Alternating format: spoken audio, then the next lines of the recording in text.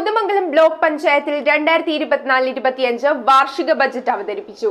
കാർഷിക മേഖലയ്ക്കും ഭവന നിർമ്മാണത്തിനും പ്രാധാന്യം നൽകിക്കൊണ്ട് നടത്തിയ budget block panchayat vice president Anees Francis ആണ് അവതരിപ്പിച്ചത്.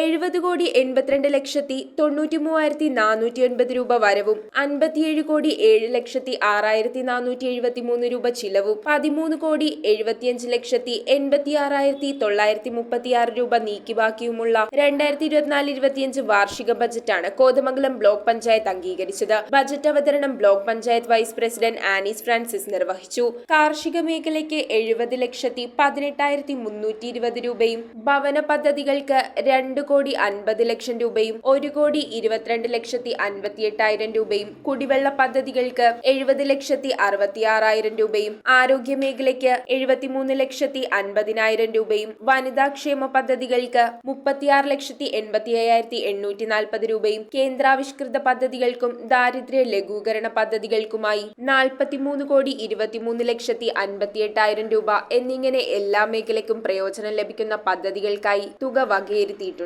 ബ്ലോക്ക് പഞ്ചായത്ത് പ്രസിഡന്റ് അധ്യക്ഷത വഹിച്ച യോഗത്തിൽ സ്റ്റാൻഡിംഗ് കമ്മിറ്റി ചെയർമാൻമാരായ ജോമി തെക്കേക്കര, സാലി ഐപ്പ്, ജെയിംസ് കൊറമ്പേൽ, അംഗങ്ങളായ Diana Noby, Nisamol Ismail, T K Kunjumon, K Gopi, MA Muhammad, Anu Vijayanath, Lizy Joseph, Asha James, ഗ്രാമപഞ്ചായത്ത് പ്രസിഡന്റുമാരായ Jose Varghese, Jessy Saju, Kanthi Vellakkayyan, BDO doctor Anupam S തുടങ്ങിയവർ സംസാരിച്ചു.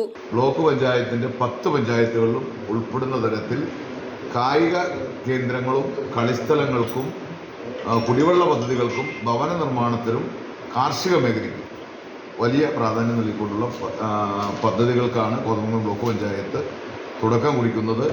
News bureau, Kothamangalam. Kopparambil ayurvedic hospital and research centre. ഉഴിച്ചിൽ, lumbar spondylitis, cervical spondylitis, disc bulging കൊണ്ടുണ്ടാവുന്ന ബുദ്ധിമുട്ടുകൾ എന്നിവ ചികിത്സിക്കാൻ വിദഗ്ധരായ ഡോക്ടർമാർ. Kopparambil ayurvedic hospital and research centre.